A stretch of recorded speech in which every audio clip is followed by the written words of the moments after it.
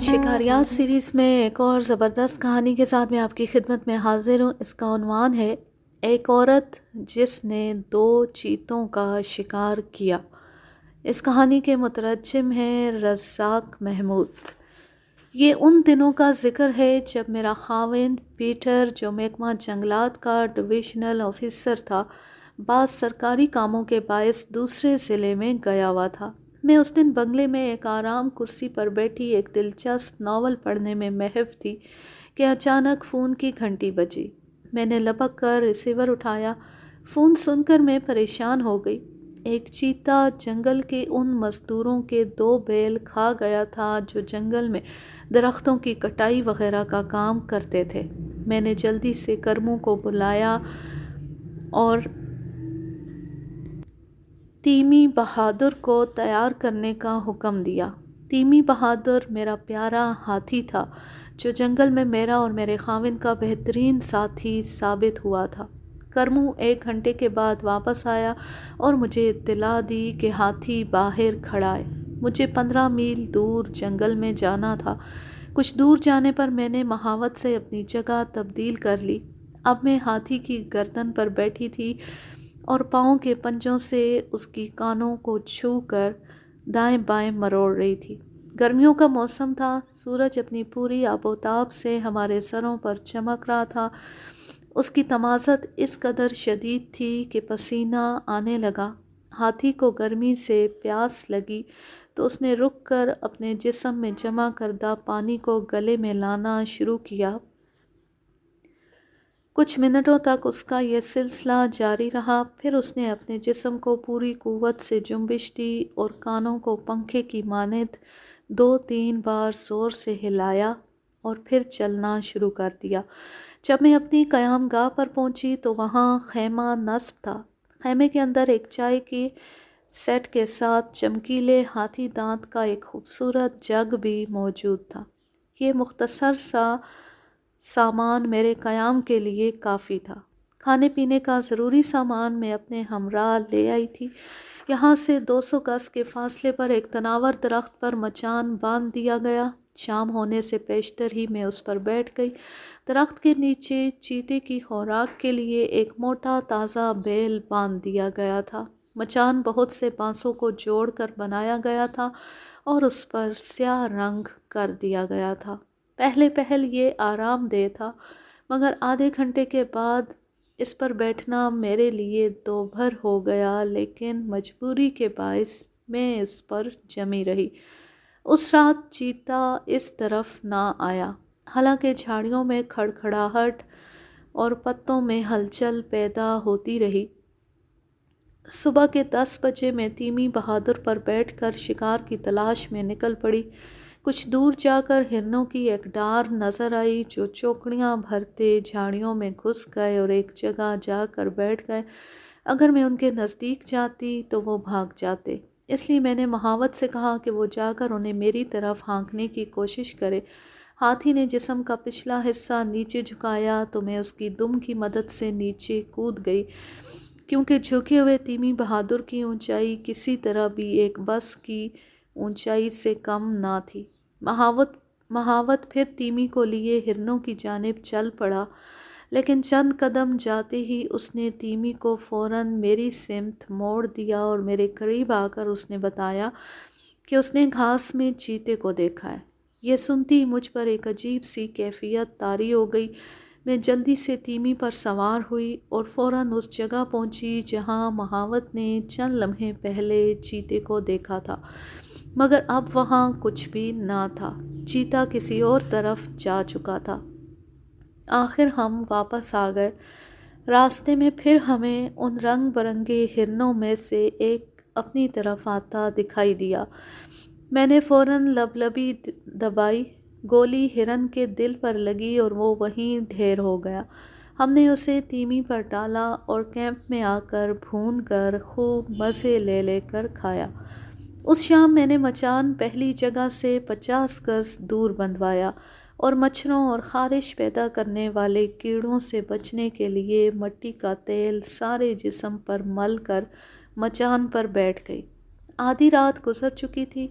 چاند کی مدھم چاندنی چاروں طرف جنگل میں پھیل رہی تھی اور اسی چاندنی میں 2 ہرن مچان کے نیچے سہمے سہمے آن کر کھڑے ہو گئے۔ میرا خیال تھا چیتا ان کے تعاقب میں ضرور آئے گا، مگر یہ خیال غلط نکلا۔ ہرنوں نے چند لمحوں کے لیے منہ اوپر اٹھائے، کان کھڑے کیے اور پھر ایک طرف چوکڑیاں بھرتے غائب ہو گئے۔ کافی وقت گزر گیا، چاند بھی دھیرے دھیرے مشرق میں جا چھپا، مگر چیتا نہ آیا۔ لیکن جب میں نے بائیں جانب رائفل کی ٹارچ کی روشنی ڈالی تو حیران رہ گیا۔ وہ جگہ جو ابھی ابھی خالی تھی اب وہاں چیتا بیٹھا تھا۔ چیتا مجھ سے کچھ فاصلے پر تھا۔ اسے اچانک دیکھ کر میرا دل دھک دھک کرنے لگا اور مجھ پر کپ کپی طاری ہو گئی۔ رات کی سیاہی میں وہ مجھے صاف طور پر نظر نہ آ رہا تھا، اس لیے نشانے کے خطا ہو جانے کا خدشہ تھا۔ میں اس وقت کی منتظر تھی جب وہ مچان کے قریب آئے اور میں اسے نشانہ بناؤں۔ چیتے کی نظریں بیل پر جمی تھیں اور بیل اسے ٹکٹکی باندھے دیکھ رہا تھا۔ ایک عجیب سماں تھا، شاید چیتے کو کچھ شک ہو گیا تھا۔ وہ وہیں گھاس پر بیٹھا ٹکٹکی باندھے بیل کو دیکھ رہا تھا اور وقت گزرتا جا رہا تھا۔ اگر میں اس موقع کو کھو دیتی تو نہ جانے چیتا پھر کب آتا۔ یہ خیال کر کے میں نے وقت کو ضائع کرنا مناسب نہ سمجھا۔ نشانہ لے کر رائفل کی لبلبی دبا دی۔ رات کی سیاہی میں گولی دھائیں کی آواز سے نکلی اور اس کی گونج جنگل میں دور دور تک پھیل گئی۔ اس گونج کے ساتھ ہی چیتا ہررایا، اپنے پنجوں پر کئی فٹ اونچا اچھلا اور پوری قوت سے ہرراتا ہوا جنگل میں غائب ہو گیا۔ اس کے چیخنے اور گرجنے کی آوازیں کچھ دیر تک سنائی دیتی رہیں، پھر جنگل میں وہی موت کی سی خاموشی چھا گئی۔ مجھے یقین ہو گیا کہ گولی اسے ضرور لگی ہے، وہ زیادہ دور نہیں جا سکے گا۔ بہرحال اس وقت اس کا تعاقب کرنا ناممکن تھا۔ میں نے اس کام کو اگلے روز پر ملتوی کر دیا اور مچان سے نیچے اترنے لگی، مگر حیرت کی کوئی حد نہ رہی جب مجھے ایک اور چیتا اسی وقت بیل کی طرف آتا دکھائی دیا۔ میں ایک دم مچان پر چڑھ گئی۔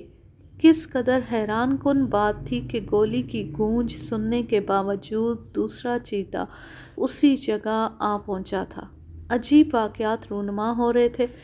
چیتا اپنے شکار پر چھپ چھپ کر حملہ کرتا ہے، مگر یہ سیدھا مچان کے قریب بیل کے پاس آ گیا اور اسے دیکھ کر پوری طاقت سے ہررایا۔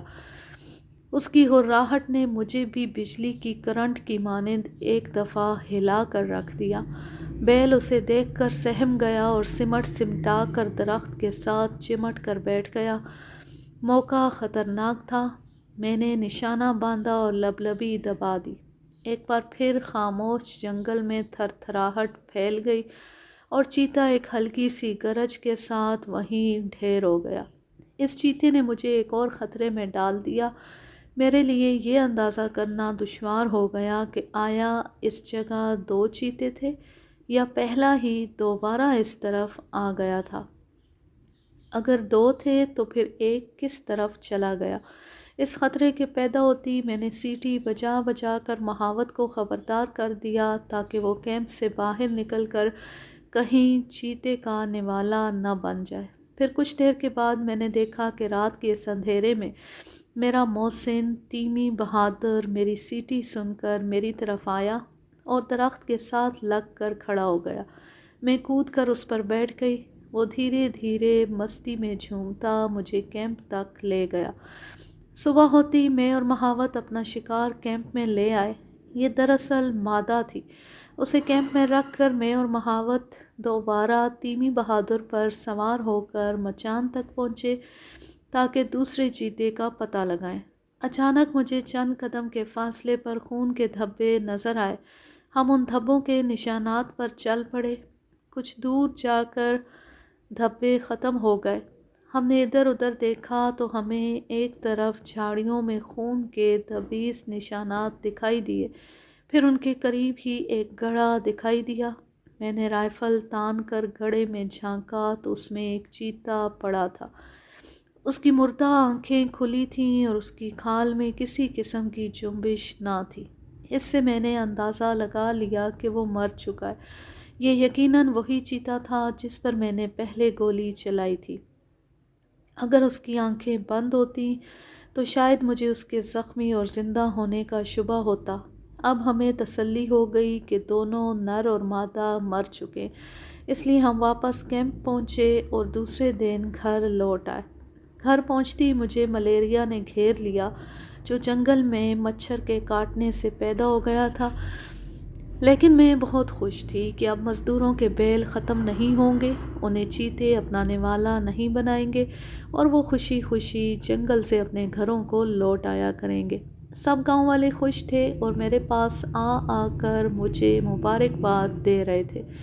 اس کہانی کا ماخذ ہے سیارہ ڈائجسٹ، اپریل سن 1966۔